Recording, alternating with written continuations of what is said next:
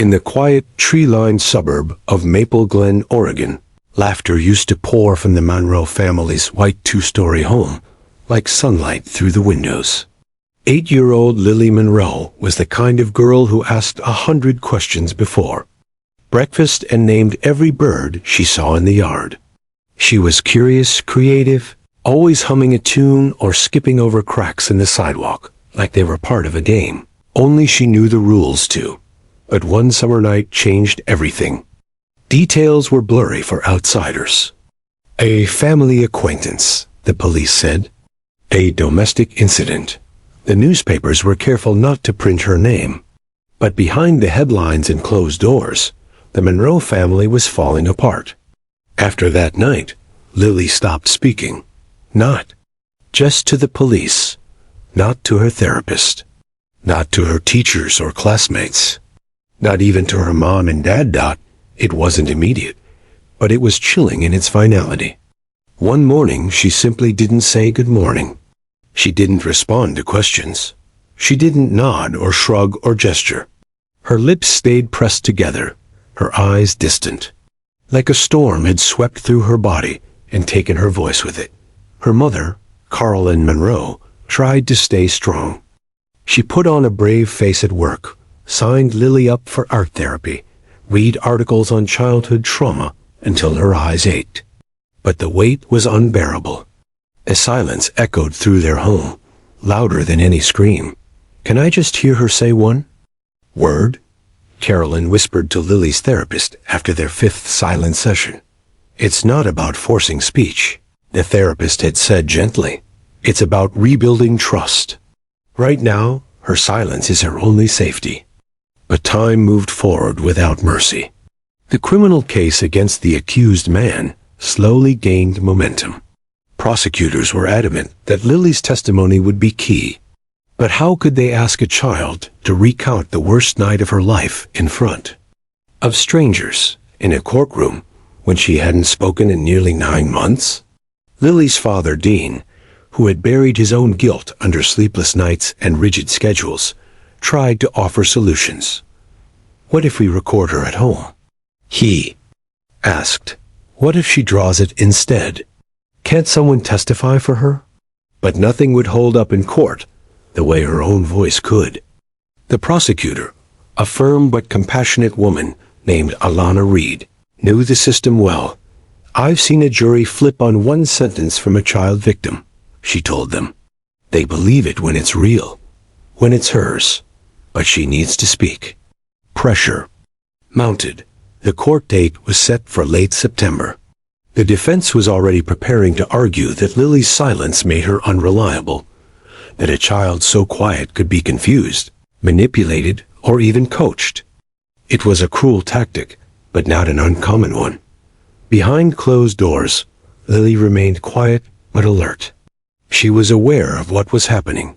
She wasn't broken, just retreating. She listened when her parents talked in hushed voices. She stared out the window for long stretches, her fingers twitching as if playing invisible piano keys. Her parents left a journal by her bed. She never touched it. But one night, Carolyn walked in and found Lily curled in bed, holding a stuffed dog she hadn't touched in months. A small comfort, but it felt like a signal. Then came the phone call that changed everything. It was Alana, the prosecutor. She'd recently worked a case where a child witness was aided by something unusual, a police therapy dog. "His name's Max," she said. "He's trained to sit beside child victims during courtroom testimony. Non-intrusive. Completely calm. Sometimes just having him there makes the difference." Carolyn hesitated. "A dog? He's not just a dog. He's a lifeline. I've seen it work." The next week, Lily met Max. They didn't call it an official session. There was no pressure. Just a casual visit in the courthouse conference room, where Max lay quietly on the carpet, tongue out, eyes soft, like he was waiting to be invited into someone's heart. Lily didn't say anything when she saw him, but her body shifted. Instead of freezing, she slowly walked to Max and sat beside him. Her hand reached out, tentative, then landed on his head. He didn't move. She began to pet him, fingers brushing through his golden fur with slow, steady rhythm. It was the most relaxed she'd been in months. She hasn't looked anyone in the eye for weeks, her mom whispered through tears. She just looked at him. That first meeting only lasted 20 minutes. Lily didn't speak, but she didn't need to, not yet. When she left, she turned to look at Max again, and something subtle happened. The corners of her mouth curved. Just slightly, not quite a smile, but not far off either. The following visits became more regular. Max would meet her outside the courthouse or in a quiet back office. Lily would pet him, brush him, sit quietly beside him. Then one day, she did something different. She brought a crayon drawing. It showed Max in a courtroom, wearing a badge around his neck. He was sitting beside a girl with brown hair and a blue dress, just like the one Lily had worn that day. "That's her," Carolyn said. She drew herself. Max seemed to know his job was more than just sitting. He leaned into Lily's side when she seemed nervous, let her bury her face in his fur when no one else could touch her. He never barked. He never reacted. He just stayed. And then, during their 5th meeting, as Carolyn watched from the corner of the room, Lily leaned close to Max's ear and whispered something no one could hear what she said. But Carolyn saw her lips move. She just spoke, she gasped. Tears filled her eyes, but she kept her voice quiet, afraid to break the moment. Lily whispered again. Caroline took a shaky breath and stepped out of the room. She called Alana. "She's talking," she said, to Max. The storm that had once shattered Lily's world hadn't disappeared. But maybe, just maybe, a soft golden dog had become her bridge back to the world of the living, and the courtroom would be the place where her voice, however fragile, would change everything. Max didn't wear a badge, but everything about him radiated calm authority. His golden fur was always brushed, his posture upright, but never stiff. He had walked through scenes of tragedy, sat silently with children who couldn't cry, and stood like a statue in crowded courtrooms while hearts broke around him. He had seen more pain than most humans, and absorbed it without a word. That's what made him special. And now he had been called for Lily Monroe. Max was a certified courthouse facility dog, one of only a few dozen in the country trained to assist vulnerable witnesses during legal proceedings. Unlike standard therapy dogs, Max was trained to ignore loud noises, stay motionless for hours if needed, and respond to emotional cues with subtlety. He wasn't just friendly. He was reliable, unshakable, and patient beyond comprehension. The first day Lily met him, Max arrived in a black SUV with his handler, Officer Renee Castillo. Renee was a tall woman with a gentle voice and warm, observant eyes. She didn't wear a traditional uniform. She believed that children who had been through trauma didn't need to see another badge. They needed to see trust. "This is Max," Renee said simply, crouching beside him. "He works at the courthouse. He helps kids when they have to do hard things." Lily didn't respond. She stood half behind her mother, her fingers gripping the hem of Caroline's sweater like a lifeline. Her eyes flicked down at Max, who sat quietly with a slight tail wag, making no move toward her. He didn't bark, didn't try to jump or lick her. He just sat, waiting. Caroline slowly knelt down beside her daughter. "You can just sit with him if you want. You don't have to talk." Still, Lily didn't move. But her eyes lingered. Renee took a step back and gestured toward it. "Mat where Max usually rested during sessions. He likes when people read to him," she said casually. "Even if you whisper, he's really good at listening." Caroline had brought a few of Lily's books, old favorites with torn corners and creased covers. Without a word, Lily reached for one and sat cross-legged a few feet from Max. She opened the book, looked at the first page, and traced her finger under the words. She didn't read aloud. But Max seemed to watch her carefully, his big brown eyes focused and unblinking. Then, with the softest motion, he lay down. That was the moment something clicked. Over the next few visits, Lily's behavior changed. She still didn't speak to her parents or the therapists. But when Max entered the room, she moved closer. She touched his fur. She brushed him with slow, deliberate strokes. And then she began to draw again, something she had stopped doing. Entirely after the incident. Her drawings weren't always easy to interpret. But one showed Max standing on what looked like a judge's bench, wearing a cartoon police cap. Another had him in the center of a courtroom, filled with stick figures. Beside him, a smaller figure was holding his leash. That one made Carolyn cry when Lily wasn't looking. She's telling us what she can, the therapist said. Not with words. But she's communicating. That's a start. Max and Renee came twice a week.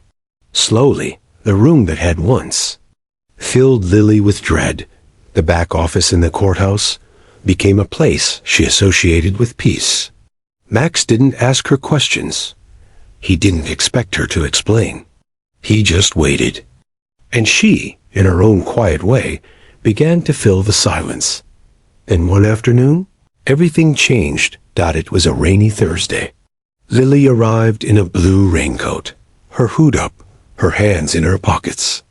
Max was waiting on his mat, his tail wagging lightly when she entered. She didn't sit at first. She stood looking at him for a long moment. Then she crossed the room, dropped to her knees, and buried her face in his neck. Carolyn, watching through a small side window, pressed her hands to her mouth. Lily was whispering, "No." One could make out the words, not Renee, not Carolyn. But the movement of her lips was unmistakable. And Max, trained as he was to ignore most things, responded with a soft nudge of his head under her chin. Later, in the car, Caroline tried not to push. But she couldn't help herself. "Did you tell Max something today?" Lily didn't answer, but a subtle nod escaped her.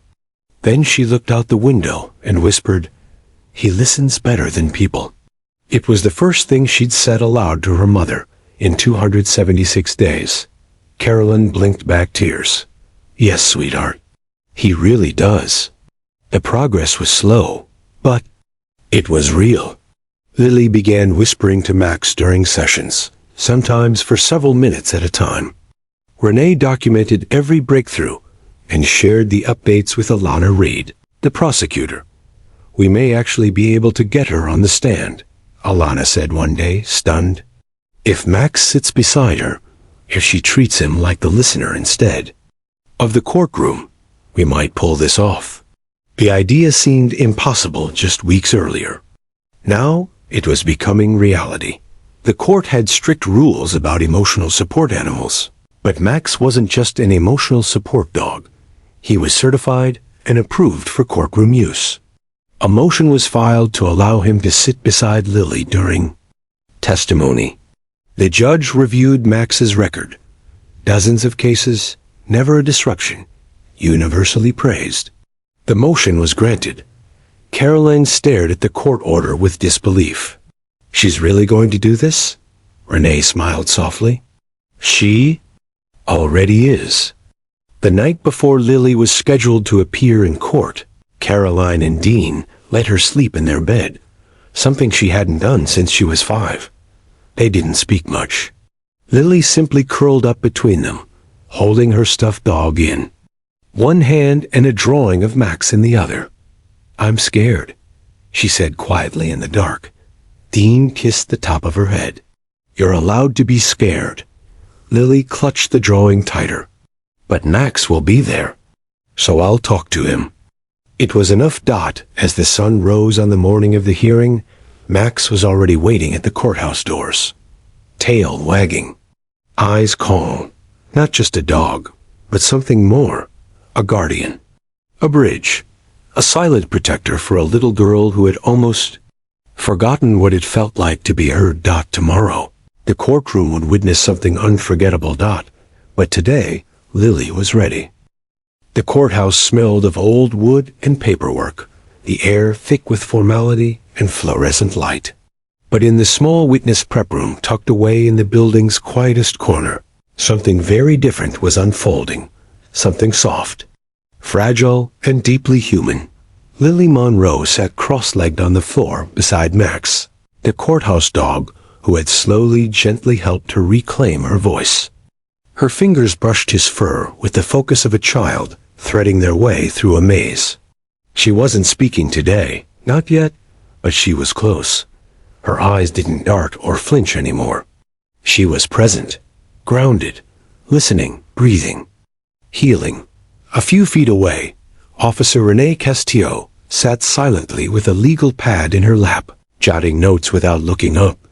Carolyn, Lily's mother, watched from a corner chair. She didn't speak either, afraid to rupture the quiet safety Lily had found in Max's presence.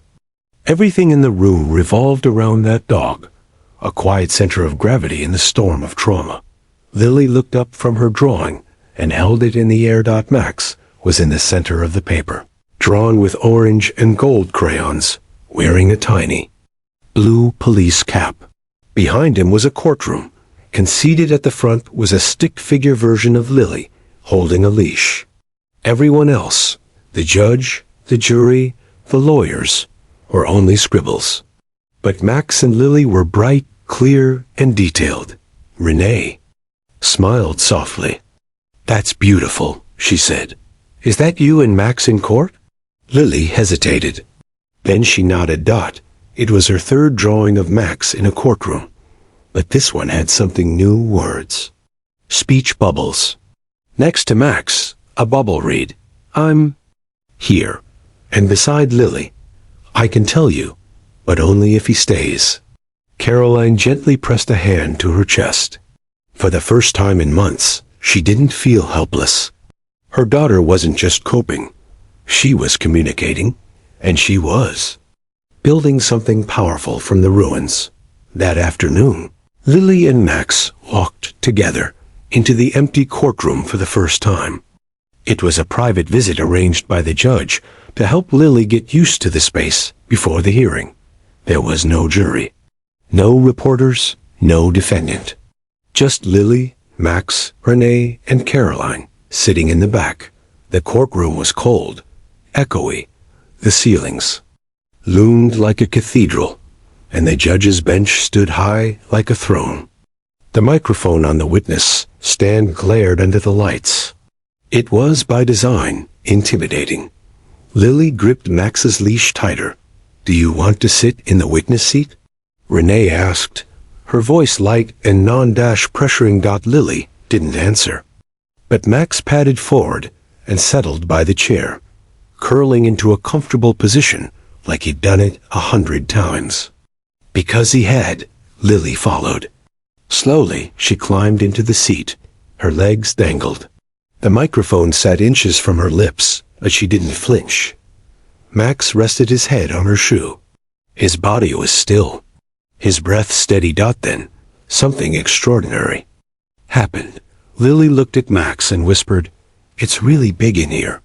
The words hung in the air. Not loud, not clear, but real. Renee glanced at Caroline, who had to wipe her eyes. "Yes," Renee said softly, "but it's not too big for you." Lily glanced around the room and then back down at Max. Her voice was so faint it almost disappeared. "Do I have to talk to them?" "Not to them," Renee replied. "Just to Max, like always." Lily's shoulders dropped just slightly. Her version of a breath of relief. The next day, the courtroom would be full. The judge, the jury, the defense, the prosecution, and a man accused of something unspeakable would all sit in solemn silence, waiting to hear from Lily. But for now, the little girl and the golden retriever sat in the stillness of preparation. Later, that evening at home, Lily brought out her markers again. She hadn't drawn this much in a year, but now her pages were filled with Max, Max in court, Max with her at home, Max wearing medals and hats. Her new drawing showed something different, though. It was the same courtroom, but now there were hearts above Max's head, and the speech bubble from Lily read, "He makes me brave."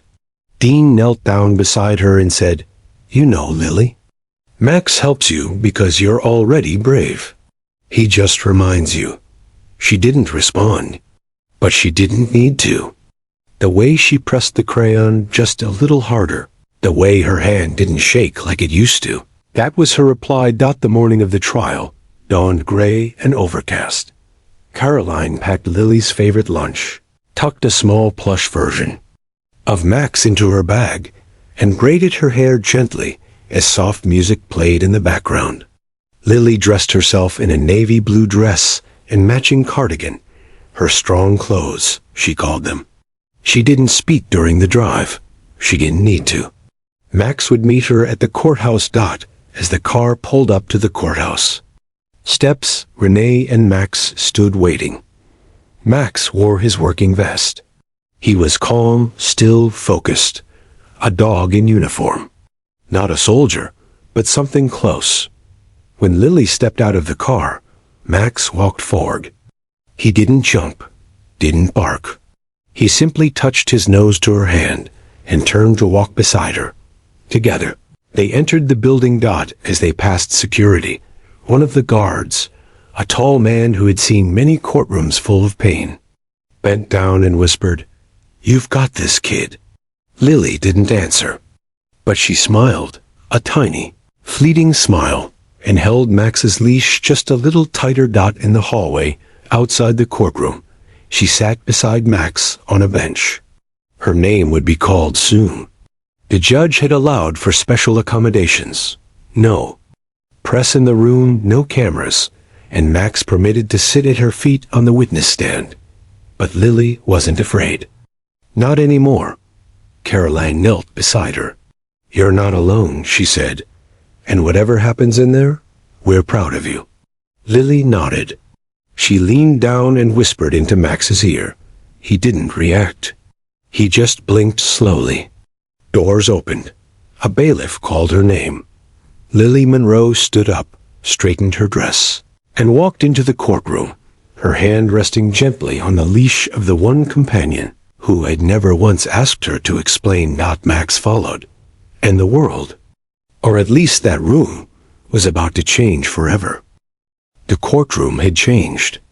Not in structure or sound, but in presence. As Lily Monroe walked in with Max by her side, the usual current of tension that haunted the space shifted. It was still cold, still somber, but softer now, like something sacred had been placed at the center of a storm. The judge, a silver-haired woman, known for her stern expression and unshakable demeanor, looked up from her bench. Her eyes flicked to the child entering, then dropped gently to the golden retriever walking beside her. She didn't speak. She simply nodded once, a quiet acknowledgement that something important was about to unfold. The courtroom gallery was quiet, not a single cough or shuffle. The defendant sat at his table with his attorney, head slightly down. The prosecutor, Alana Reed, stood near the jury box, her hands folded in front of her. The jurors, 12 strangers tasked with making sense of unspeakable events, leaned forward without meaning to. Lily's shoes tapped lightly on the hardwood floor. Max's paws made no sound. Caroline sat behind the railing with Dean, her hands clasped so tightly her knuckles were white. Dean leaned forward just slightly, his eyes never leaving their daughter. His lips moved with a silent prayer. The bailiff approached Lily and gestured to the witness stand. "Come on up, sweetheart." Lily paused for half a heartbeat, then walked forward.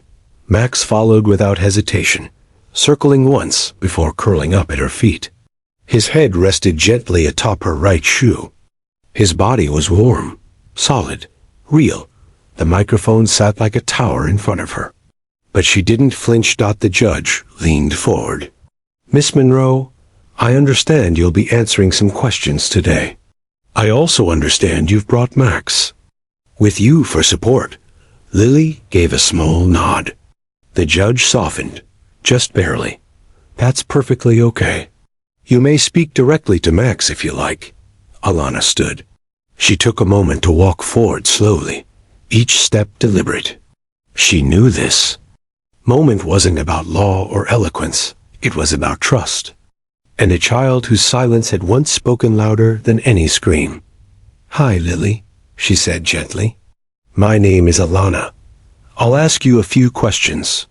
But really, you can just talk to Max, like you do when we practice. Is that okay? Lily nodded. Again, her fingers brushed Max's fur beneath the stand. Can you tell Max your name, just like you've done before? Lily looked down, not at Alana, not at the judge or jury, but at Max. Her voice, soft as wind through a closed window, whispered, Lily Monroe. No one breathed. And how old are you, Lily? 7, she said, eyes still on Max. Alana paused. Thank you. You're doing so well. Lily didn't react to the praise, but her shoulders loosened. Max shifted his paw slightly, touching her shoe in return.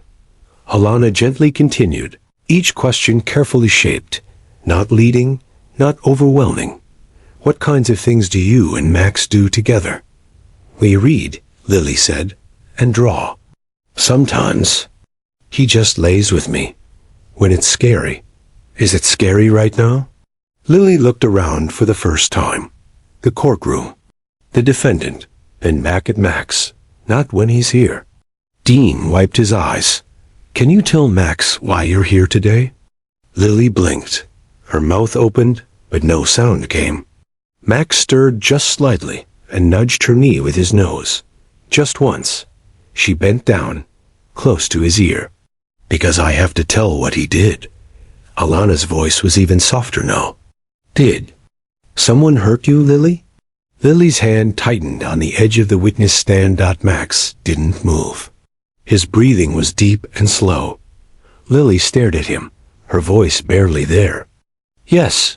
Was it someone you knew? Another pause. Then a small nod. Do you remember his name? Lily looked across the room. For the first time, her eyes landed directly on the man at the defense table. Her lips parted. Her face did not change. Uncle Drew. Gasps rippled through the gallery. The judge raised her hand to silence the courtroom. Dean's head dropped into his hands. Caroline sat frozen, her face unreadable. She already knew the truth, but hearing her child speak it aloud, under oath, with the world listening, shattered. Something inside her and healed something else at the same time. Can you tell Max what Uncle Drew did? Lily didn't respond for a long time. The courtroom was silent. The pressure of her truth pressed against her chest like a dam ready to burst. Then, with trembling hands, she reached into the pocket of her dress and pulled out a small drawing. It was crumpled but clear. Max was drawn beside her, standing tall, and in the background was a figure, large, shadowy, with red eyes and a frown. Her drawing showed herself standing between them, holding a hand up like a stop sign. He said, "It was a game," she whispered. But it wasn't. It was bad. Alana stepped forward and gently held out her hand. May I show the picture to the court, Lily? Lily gave a slow nod. Max shifted again, resting his chin on her knee. As Alana held up the drawing to the judge and jury, the weight of the moment settled like dust in the sunlight. Thank you, Lily, she said. You are very brave. The judge leaned forward again. Do you need a break, sweetheart? Lily shook her head. I want to finish. Max let out a quiet huff, not a bark. Just presence. The defense declined to cross-examine. Whether it was strategy or mercy, no one knew. But no one objected. When the judge dismissed her, Lily stood up slowly. Max rose with her. Together, they walked out of the witness stand and back toward her parents. As they reached the gallery gate, applause broke out, not from the lawyers or reporters, but from one of the jurors. A middle-aged woman wiped tears from her eyes as she clapped softly, silently mouthing the words, "Good job." The bailiff quickly restored order, but the message had already been received. Caroline swept Lily into her arms. Dean held them both. Max sat at their feet, eyes calm. In that courtroom, truth had been spoken, not loudly, not with rage or pain, but through the quietest, bravest voice of all, and a dog who never asked for answers, only offered comfort. Verdict hadn't come yet, but something important had already been decided. Lily Monroe was no longer silent, and Max was her voice. The hallway outside the courtroom had never seen a moment like this. Lily sat cross-legged on a bench, her arms wrapped around Max's thick golden neck, her head resting softly against his shoulder. She wasn't crying. She wasn't trembling. She wasn't speaking. She was just still, for the first time in months, truly still. Around her, the courthouse carried on, attorneys rushing by with files, reporters whispering about the unexpected child testimony, the faint clicking of shoes on tile. But inside that quiet little bubble, Lily, Max, and her parents, the world had slowed to a sacred pause. Caroline brushed her daughter's hair back behind her ear, eyes full of the kind of sorrow only a mother can hold. "You were incredible." "In there," she whispered. Lily didn't answer. She didn't need to. Her eyes said everything. Not pride exactly, and not relief either. It was something else, something only survivors understand. A kind of quiet strength born from walking through fire and choosing to speak afterward. Officer Rene Castillo approached with a small nod. "You okay, Lily?" Lily gave the tiniest nod. "Max says you did amazing." Rene smiled, kneeling beside them. "He told me." Lily cracked a faint smile. "He didn't bark at all." "Nope, that's his courtroom voice," Rene said. "He saves his barking for squirrels and bacon." Lily giggled. A real one, short and sudden, as if her lungs remembered what joy felt like. And in that moment, even Caroline exhaled the smallest bit of tension from her chest. Inside the courtroom, the judge had called a recess before closing. Arguments. The jurors were escorted to a private room to process what they had heard. Some wiped their eyes. One sat alone, staring at Lily's drawing still projected on the overhead screen, the one with Max standing between the shadowy figure and the girl. For the first time in days, the room didn't feel cold anymore. Alana Reed, the prosecutor, leaned back in her chair, silent. She'd handled 100 cases involving children, and most of them left her hardened, distant. But this one was different. Lily hadn't just testified. She'd changed the air. Back in the hallway, Max suddenly perked up, sensing something. He stood, alert but not alarmed, and leaned into Lily gently. She understood immediately. "Is it time?" she asked softly. Renee looked down the hallway, where the bailiff stood at the door. "They're ready for closing," she said. "But you don't need to come back inside." Lily looked up. "Can Max go back in?" Renee smiled. "He goes wherever you want him to." Lily looked at Max, who was already sitting like a soldier waiting for orders. "Okay," she said. "He can go. He remembers better than me." Renee chuckled. "He does. He's got the whole trial stored in his nose." As the courtroom reconvened, Max walked calmly back to his post near the witness box and lay down beside Renee. The judge gave a slight nod in his direction, a gesture of quiet respect. Alana approached the jury with measured calm. "You've heard the facts," she began. "You've seen the evidence. But what you heard today, from a little girl who had every reason to stay silent, that wasn't just testimony. That was truth spoken through fear, and bravery in its rawest form." She paused. "You saw it. You felt it, and so did Max." She gestured to the dog lying at peace by the stand. "This isn't just about trauma," she continued. "It's about trust. A child who learned to speak again, Because someone, even if that someone had 4 legs, taught her she was safe. The defense attorney followed with his closing, focusing on lack of forensic evidence, memory distortion in young children, and legal procedure. But his voice lacked conviction. Not because his arguments were weak, but because truth had already been heard, and it wasn't on his side. When the jury was excused to deliberate, the mood was strange, not tense, but reflective. They were no longer just deciding a verdict. They were processing an awakening. Caroline and Dean took Lily home. For the night, she slept on the couch with Max curled beside her, his chin resting on her feet. They didn't talk much that evening. No one wanted to break the silence she had earned. The next morning, the call came. The jury had reached a verdict. Court was reconvened within the hour. This time, Lily stayed home.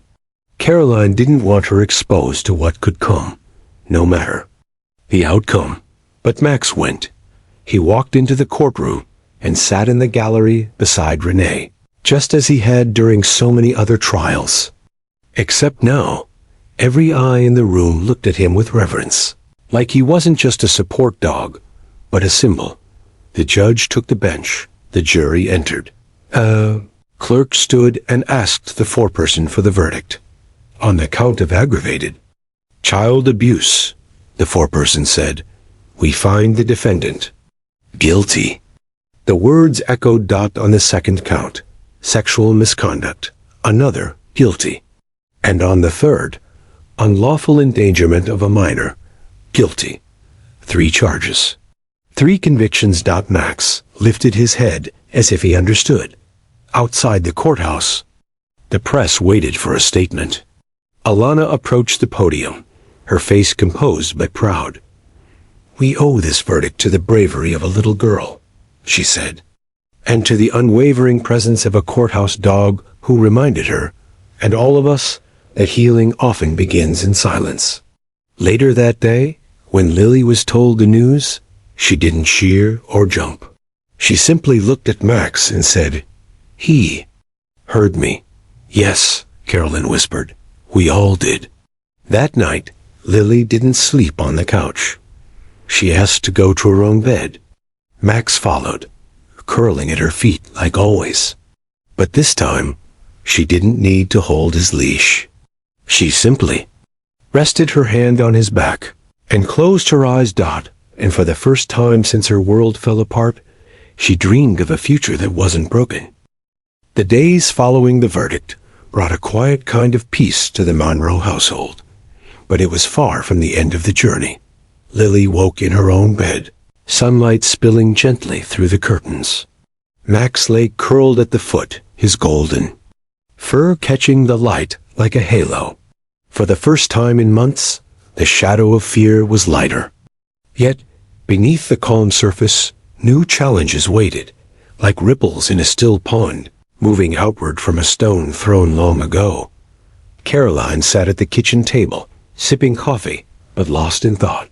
Dean was already out for work, a silent pillar of strength even as his own heart felt fragile. They both knew the verdict was just the beginning. What lay ahead was a process that couldn't be rushed. Therapy sessions, court-mandated counseling, school reintegration, and the ongoing struggle of rebuilding trust. But even with all the uncertainty, there was one constant. Max, the golden retriever, had become more than a courthouse dog. He was family, protector, comfort. Lily's therapist, Dr. Harper, had arranged for Max to join their weekly sessions. The idea was simple yet revolutionary. Allow the dog to accompany Lily as she began to confront the trauma, so the healing process could be gentle, patient, and grounded in trust. During one of these sessions, Lily sat quietly on the floor, her small hands fidgeting with a worn stuffed bear. Max lay beside her, head resting on his paws, eyes warm and watchful. Dr. Harper spoke softly. Lily, sometimes the hardest part of healing is finding the words for things that hurt. Max is here to listen, and so am I. Lily looked down at Max, then up at the therapist, then back at Max. Slowly, she reached out and touched his soft fur. "Sometimes I get scared the bad man will come back." Dr. Harper nodded gently. "That fear is very real, and it's okay to feel it. But you're safe here, and Max will always be with you when you need." Over the weeks, Lily began to open up more. With Max's quiet companionship, she drew pictures of happy places. A park where she played, a sunny garden full of flowers, and a room where she and her parents laughed. Carolyn watched these sessions with a mixture of hope and heartbreak. The road was long, but the cracks were slowly mending. At school, too, Max made an impact. The principal agreed to allow Max to visit Lily during difficult moments. When Lily felt overwhelmed, she could retreat to a quiet room with Max. He would nuzzle her gently, offering grounding warmth in the chaos of noisy hallways and bustling classrooms. Lily's teachers noticed the difference. She was more engaged, asked fewer to be excused, and even smiled in class. One afternoon, Lily approached her teacher, Mrs. Jennings, with a drawing in hand, another portrait of Max, this time surrounded by children laughing. Mrs. Jennings smiled. "Would you like to share it with the class?" Lily hesitated, but with Max by her side, she found the courage. "Yes." In front of her classmates, Lily spoke quietly but clearly. "Max helps me when I'm scared. He's my friend." The children listened, some wide-eyed, some nodding slowly. They had learned to respect Max as more than a dog, as a guardian of their friend's courage. Back at home, Carolyn and Dean sat together one evening, reflecting on the transformation. "It's incredible," Carolyn said, "how a dog, just being there, helped her find her voice." Dean nodded. "It's not just Max, though. It's the way she's learning to trust again, to believe she's not alone." Carolyn sighed. "The scars won't disappear overnight, but this is a beginning." Their home had changed, too. It was no longer a place shadowed by silence and fear, but filled with quiet moments of hope, bedtime stories, family dinners, and soft laughter. One day, a package arrived. Inside was a framed photograph, the original drawing Lily had made of Max standing in the courtroom. Her voice barely a whisper, but her courage unmistakable. There was a note attached, from the judge. "To Lily, Max, and your family, thank you for reminding us all what courage truly looks like." Tears welled in Caroline's eyes. The story had touched more than just their lives. It had touched a community. Max's role grew beyond the courtroom and their home. Officer Renee began organizing visits to schools and community centers, with Max as the star, teaching children about safety, trust, and the power of compassion. Max, once just a trained dog, had become a symbol of hope, resilience, and healing. One afternoon, as Lily and Max played in the garden, Caroline watched from the porch. Lily's laughter rang out like sunlight through the trees. Max rolled over, tongue lolling happily, then looked up at Lily with eyes that seemed to say, "We made it." Lily leaned down and hugged him tightly. "Thank you, Max, for everything." Max wagged his tail. There was no magic cure for trauma, no instant fix for broken trust, but there was love and presence and the unspoken bond between a little girl and her dog, a bond that helped her find the unimaginable strength to speak. Months passed since the verdict, but the impact of Lily's courage and Max's quiet presence continued to grow, far beyond the walls of the courthouse and the quiet corners of her home. Caroline sat at her kitchen table one morning, scrolling through her phone when she stumbled upon an article about a local nonprofit starting a program called Pause for Justice. The initiative aimed to train more therapy dogs like Max to support children in court and throughout their healing process. The article mentioned Lily's story, how her bravery, combined with the bond she shared with Max, had inspired a new way of thinking about justice and healing. Caroline's eyes filled with tears. She forwarded the article to Dean, who replied immediately with a message. This is bigger than us now. The program was small at first, a few dogs and handlers, trained to support children in abuse cases. But it grew quickly. Police departments, courts, and social service agencies across the state took notice. Lily's story was shared at conferences and training sessions, where law enforcement officers and judges learned the power of allowing children to have support. Animals during their most vulnerable moments. One afternoon, Caroline and Dean were invited to speak at a community event about the challenges in healing after trauma. Lily was with her grandmother, who had flown in to help with school and care at the event. Caroline told the story of the day Lily first spoke in court, the moment when a frightened little girl looked to a dog, not just for comfort, but as her voice.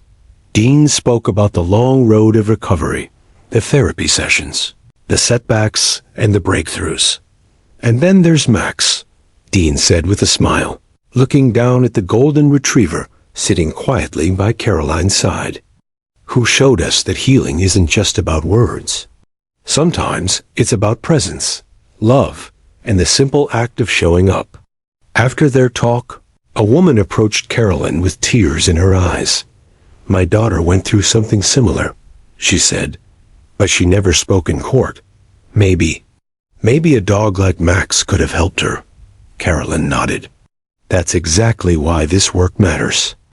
Meanwhile, Lily's life continued to blossom. At school, she joined a club dedicated to kindness and inclusion, helping other kids feel safe and accepted. Her teachers noticed a quiet leadership in her, not loud or demanding, but steady and strong. One day, her class visited a local animal shelter. Lily gravitated toward a shy golden retriever puppy, fur still soft and eyes full of curiosity. She knelt down and whispered, "Maybe you'll be a helper one day, like Max." The puppy licked her hand. Caroline and Dean watched from the doorway, hearts swelling with hope. Their daughter was learning not just to survive, but to thrive. But healing wasn't linear.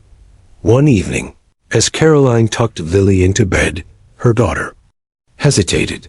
"Mom," Lily whispered, voice small. "Sometimes I still hear the bad man's voice when I'm alone." Caroline held her close. "That's okay, sweetie. Those memories can be loud sometimes. But remember, Max and I are here. You're safe." Lily nodded, squeezing her mother's hand. The next morning, Lily told her therapist about the lingering fear.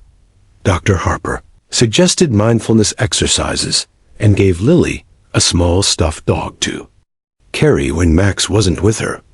"It's okay to feel scared," Dr. Harper said gently, "but you're stronger than the fear."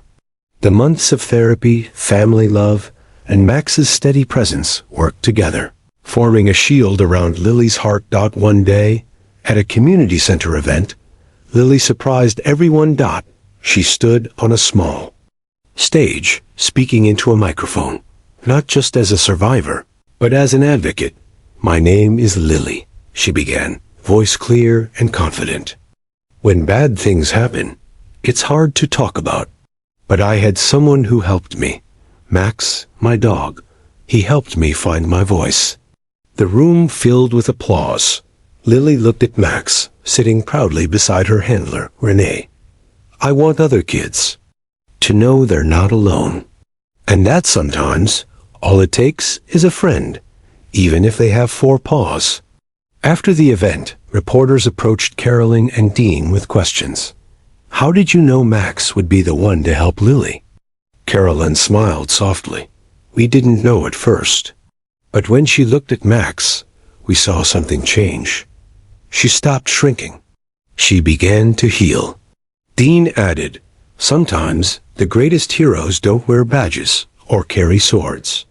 Sometimes they wear fur and wag tails." The story of Lily and Max continued to inspire people across the country.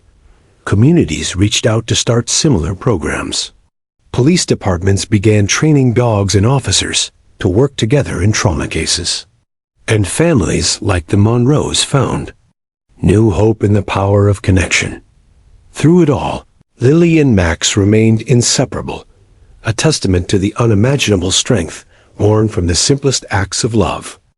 The years rolled forward, and Lily grew not just in age, but in courage and purpose. Max, once a young and eager courthouse dog, had matured alongside her. His golden coat now bore a few streaks of silver, but his eyes still held the same steady warmth that had carried Lily through the darkest days of her life. Carolyn and Dean often watched them together, marveling at the unbreakable bond forged in a courtroom, filled with tension and hope. Lily's journey had become a beacon, a story told in training sessions, community meetings, and school assemblies. But most importantly, it was a story lived. Every day, one crisp autumn afternoon, the Monroe family gathered in a sunlit park with a crowd of friends, neighbors, and supporters. A new monument was being unveiled, a statue of a golden retriever standing protectively beside a small child, symbolizing the power of healing and the courage it takes to speak out.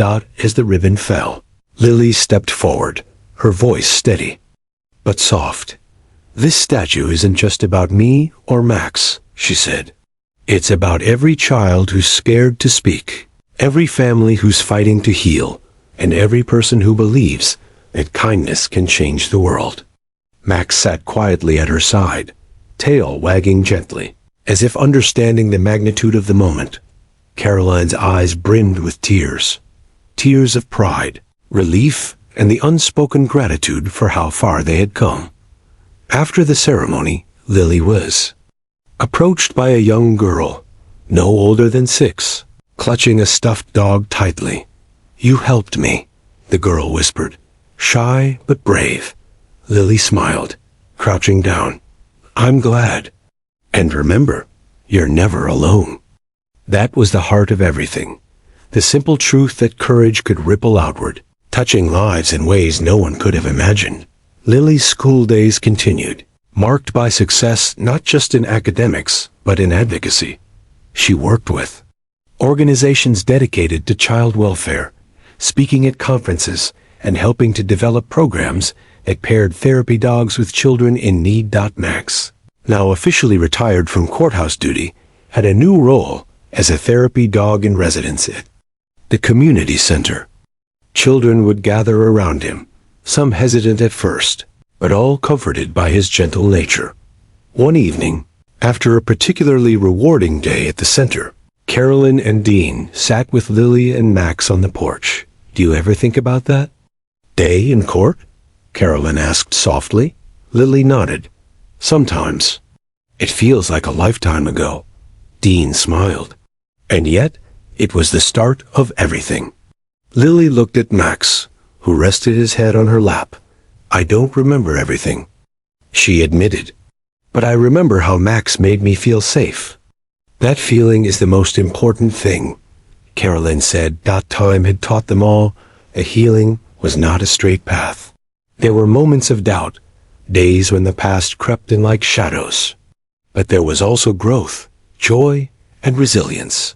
Max's role as a silent guardian had become a legacy, one that inspired new generations of therapy dogs and the children they helped. In a small ceremony years later, Renee Castillo, now a trainer of courthouse dogs, presented Lily with a special award, an honor recognizing her bravery and the difference she had made in countless lives. "You changed the way we think about justice," Renee said, "because you showed us that sometimes the smallest voice can have the biggest impact." Lily accepted the award with quiet grace. "I didn't do it alone," she said. "Max was with me every step." As she looked out at the crowd, she saw faces filled with hope and gratitude, people who believed in the power of love, trust, and the courage to speak. The story that had begun with a frightened little girl and a loyal dog had blossomed into a movement, a testament to what can happen when compassion meets courage. Lily's journey wasn't just about surviving trauma. It was about transforming pain into purpose, fear into hope. And as Max lay beside her, content and calm, It was clear that their story was far from over, because healing, like love, is a legacy passed from heart to heart. One paw print, one whispered word, one brave step at a time.